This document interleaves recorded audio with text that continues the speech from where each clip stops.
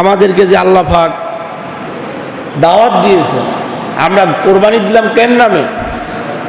আল্লাহর নামে না? গোস্তগুলা কার? গোস্ত হইল আল্লাহ। এই কোরবানি দিছি আল্লাহর নামে।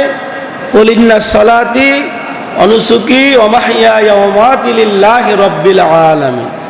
আমার নামাজ, আমার রোজা, আমার কোরবানি, আমার হজ, আমার যাকাত সব কিছু আল্লাহর জন্য। তাইলে আমি কোরবানি দিছি আল্লাহর সন্তুষ্টির জন্য। গোস্ত কার? আল্লাহর। আল্লাহ আমাদেরকে গোস্তগুলো হাদিয়া দিয়েছেন মেহমানদারি করার জন্য। তাইলে এই গোস্তগুলি আল্লাহ পাকের, আল্লাহ আমাদেরকে হাদিয়া দিয়েছেন আমাদেরকে খাওয়ার জন্য। এই জন্য আল্লাহ পাকে আমাদেরকে মেহমানদারি করার দাওয়াত দিয়েছে। তাইলে এই ইবাদত সবচেয়ে শ্রেষ্ঠ ইবাদত।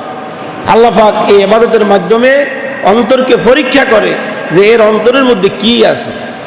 গোস্ত খাওয়ার যদি নিয়ত থাকে যে আমি কোরবানি দিছি, গোস্ত আমি ভক্ষণ করব, গোস্ত আমার থাকবে, যদি এরকম নিয়ত থাকে, 10 জনে কি বলবে, আত্মীয় স্বজন কি বলবে, এই জন্য আমার কোরবানি দেওয়া দরকার, এই জন্য কোরবানি দিতেছি, এরকম নিয়ত থাকলেই কোরবানি হবে?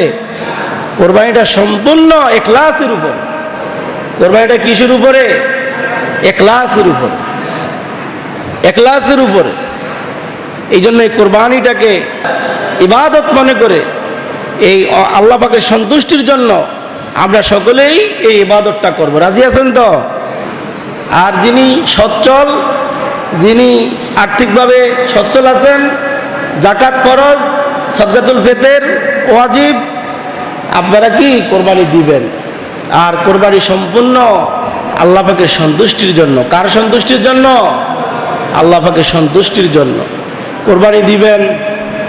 যারা কোরবানি বাগী নির্বাচন করবেন, একজনের সাথে যে কোরবানি দিবেন যে সেই ব্যক্তি কি ঠিক আছে কিনা, এমন পরিস্থিতি হয়েছে কয়জনের কোরবানি হয় এটা আল্লাহ পাক ভালো জানে।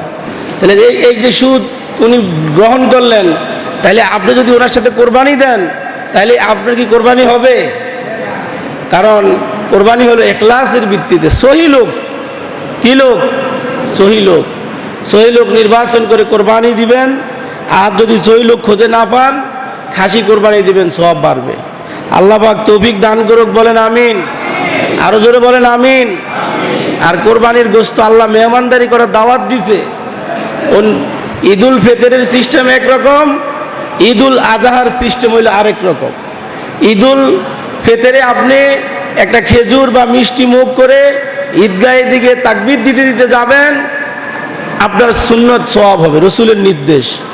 আর ঈদুল আজহায় আপনাকে যে আল্লাহ কোরবানি দেওয়ার তৌফিক দিয়েছেন, এই কোরবানির গোশত দিয়ে আপনি ইফতারি করবেন। আপনি ওই গোশত যতক্ষণ পর্যন্ত প্রস্তুত না হবে অতক্ষণ পর্যন্ত উপবাস থাকবেন, রোজা রাখবেন। গোশত প্রস্তুত হয়েছে, ওই গোশত দিয়ে ইফতারি করবেন। একটি রোজার সওয়াব আল্লাহ আপনার আমলনামায় দান করবে। আল্লাহ রসুল মুহাম্মদ রাসূলুল্লাহ সাল্লাল্লাহু আলাইহি ওয়াসাল্লামের এটাই হইল নির্দেশ। হুজুর বলছে আল্লাহ যেহেতু মেহমানদারি করার দাওয়াত দিয়েছে, তাইলে তুমি গরুর গোশত দিয়েই তুমি কি করো? মেহমানদারি কবুল করো। বলেন না সুবহানাল্লাহ।